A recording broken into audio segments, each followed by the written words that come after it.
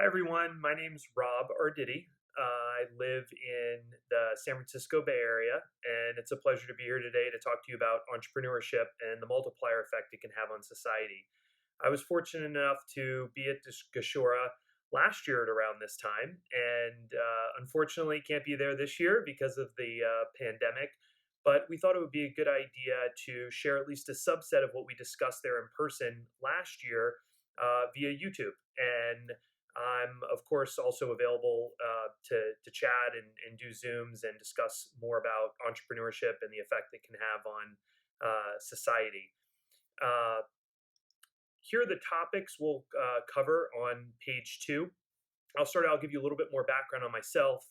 We'll talk about what is entrepreneurship, how do you actually make it a reality, the multiplier effect it can have on society and our communities by elevating societies and communities into better economic status, how people generate these ideas, how business plans come about, how do you find capital. Most importantly, my hope is that this discussion will build confidence in yourselves that you can actually go out and do this and that it's not an insurmountable hurdle. And we'll give some real life examples of people who did this that came from, fairly humble beginnings. This next page is a little bit of a personal introduction to on myself. I started out as an entrepreneur when I was a teenager, started a landscaping business. From that, I started investing the proceeds and then realized I wanted to be an investor professionally. It was a lot of fun. I love the intellectual rigor with it. I love engaging with companies, particularly private businesses, helping them improve their operations and scale to the next level. And I went to undergrad at the University of Florida, have an MBA from Wharton, and I've been involved in various investing ventures. I helped co-launch a technology equity research business at Raymond James. I worked in the consumer and retail investment banking team at Goldman Sachs, focused on family founder-owned businesses. And today I work in the growth equity business at a firm called Norwest, where I was a founding member of the growth equity business and specialize in acquiring and investing in software companies. You can see a picture of my family, my wife, Kelly, my sons, Byron and Gavin, who are actually here. Hey, Byron, Gavin, can you come here? This is my older son, Gavin. Gavin, how old are you? I am 6. Can you say hi? Hi. And Gavin is in his Rwanda soccer outfit, which I got for him when I was there last year. And here, step down, Gavin. Let Byron come up. And this is Byron. Byron, how old are you? I'm 4. And he's in his Rwanda soccer outfit as well. And they wear this regularly here in the San Francisco Bay Area. All right.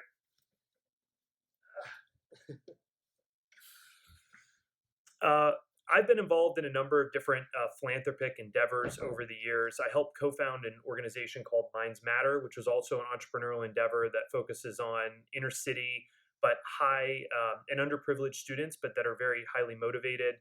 And I've been involved with the Gashora Girls Academy going back to, I think it was like 2012, 2013. And it's been a real honor to watch so many students succeed going through Gashora. It's very rewarding to be a part of such an amazing organization, and you all are the future change makers in the world. So it's a pleasure to be speaking with you today. So just getting into the material, switch to, I guess this is slide 4, what defines an entrepreneur? Entrepreneurs are people who seize opportunities and mobilize resources. There's no perfect prototype for an entrepreneur. Anyone can do it. Some people have a pain point that they go to solve. Other people are driven by a bigger mission. I think the common attributes of an entrepreneur is that they're a self-starter. They're generally very passionate about what they're doing, and they're comfortable taking risks, which we'll talk a little bit more about what motivates an entrepreneur on the next page. So let's switch to page 5. So here on slide 5, we talk about what's life like as an entrepreneur, and we broke it up into two columns. You can see is what's life like in a large organization versus what is it like in a startup or an early stage business. And you could see how they're in many cases polar opposites. So working in an early stage startup as an entrepreneur, whether you are the founder or a part of the early team, it's generally an unstructured environment. It's lean, things move fast, it's higher risk, oftentimes higher turnover. uh, on the plus side, you're working for yourself. The buck often stops with you and your founding team members. You're comfortable operating in ambiguity. There isn't a lot of structure and bureaucracy and processes. And the flip side is true for working in large organizations in terms of both the pluses and minuses. So you tend to see certain personalities gravitate to entrepreneurship. Some people try out larger organizations to learn what life is like at scale earlier in their career and then move to the entrepreneurial world later on. Just depends on one's own personality and risk appetite and goals. So we'll switch to the next slide, slide 6. And this talks about the personal motivations for starting a business and how this varies.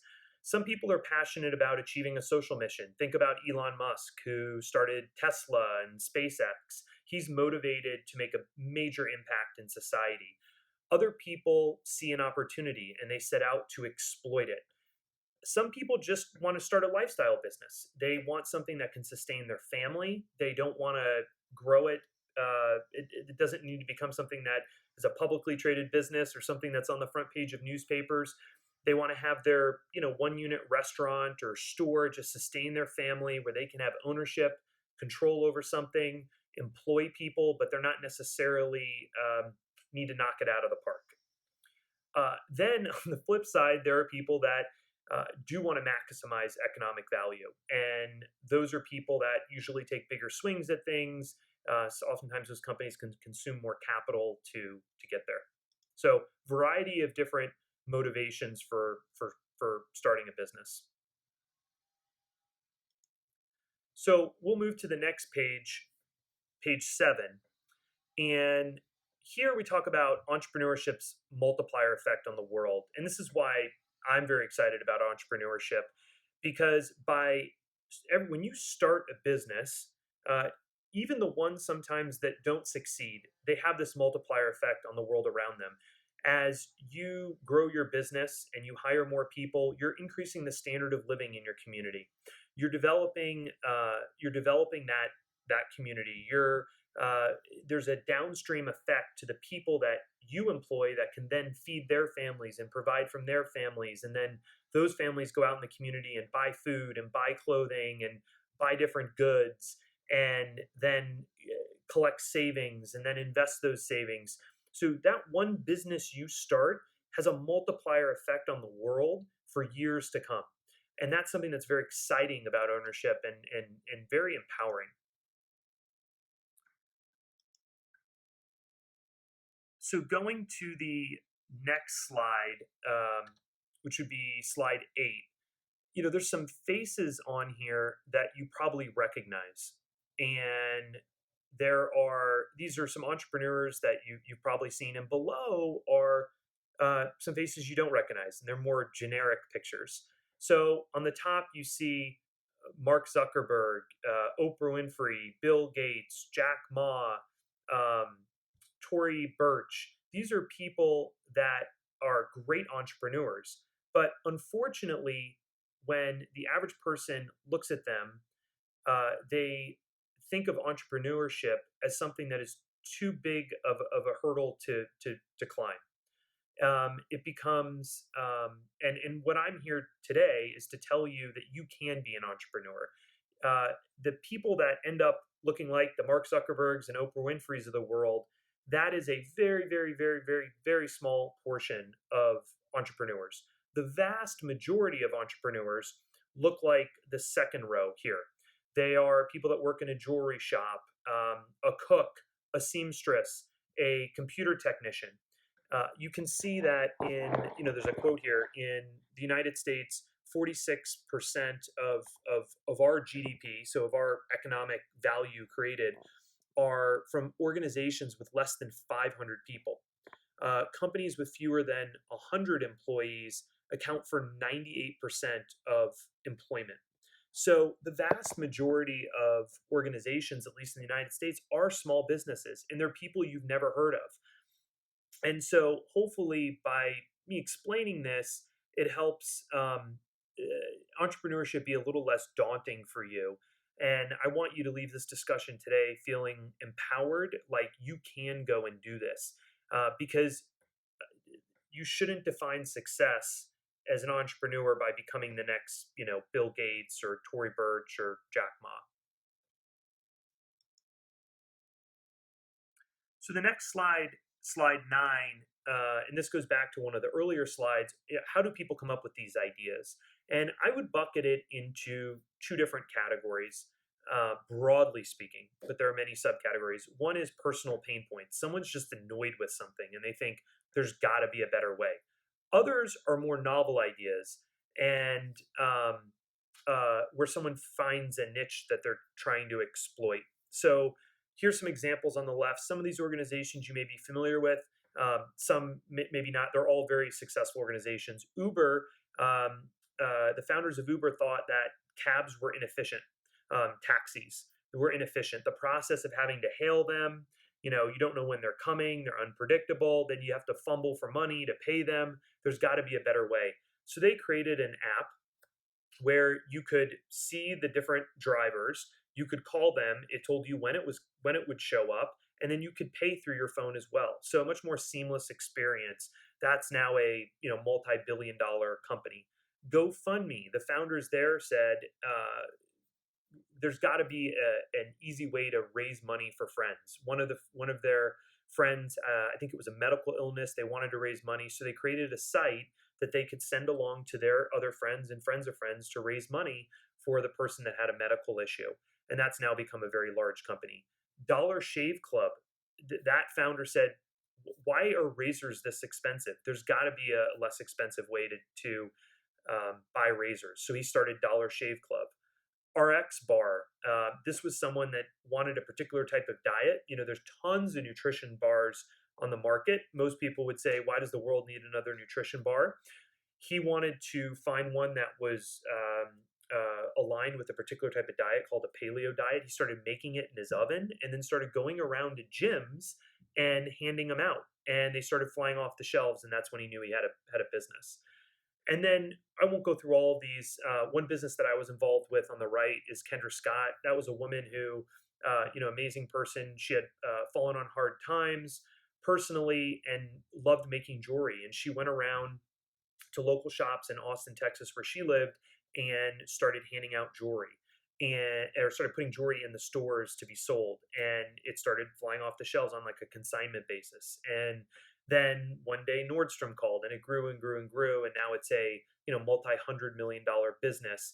And it was started by her in her spare bedroom with $500. 1-800-GOT-JUNK is literally a junk removal business. It's trucks that go around and remove junk. So again, hopefully this makes it feel like entrepreneurship is less daunting and something that can be done, and from people that come from all different types of life, and it can be done from modest means. The next slide, slide 10, is something I showed when we went through these videos when I had the opportunity to be at Gashora. It's the founder of GoPro, of Kendra Scott, who we just talked about, Chicken Salad Chick, which is a restaurant, and how they started their businesses, how they discovered the opportunity, and how they thought about scaling their companies. So I encourage you can, I think, type these links into your URL when you have access to the internet and listen to these entrepreneurial stories. I think they're very, very motivating. The next slide, slide 11, is so this is about creating a business plan. So we've talked a lot about what is entrepreneurship, how do people come up with ideas, and how to be less less intimidated by entrepreneurship. So, okay, now that you've overcome the fear, how do you actually do it. So that's what we'll talk about in this next section, starting here with slide 11. So I'm here to tell you that 60% of the CEOs, at least in the US, did not create a formal business plan. So in your entrepreneurship class, and I know some of the professors may cringe when they hear this because you learn a lot about formal business plans and structured ways about going about entrepreneurship. But a lot of times it just happens because you're passionate about something and you pursue it. And but I will tell you, if you do create a business plan, these are the different topics that you would want to refine and incorporate into your business plan. These are at a very high level the topics that investors will ask you about if you're going and asking for money. So, what have you done? What skills do you have to give people confidence as managers of this business that you can execute? What's your go-to-market strategy? How are you going to sell it? Who are you going to sell through? What's your pricing strategy? Who are your customers going to be? How big do you think the market is? What are substitute goods look like? What are the barriers to entry? Meaning, what's preventing another company from following you and copying you once you create this great product or service? And ultimately, how is this going to be a good financial outcome? So the next slide, slide 12, is some basic tools that entrepreneurs use when starting their business. So I'm guessing some of you have heard of Facebook or Instagram. A lot of consumer brands start out there to market their product. They use software like QuickBooks to do their accounting. They can use Shopify to launch their e-commerce website. You can have a Shopify website up selling something in a matter of less than a day. They use services like Squarespace to create a website.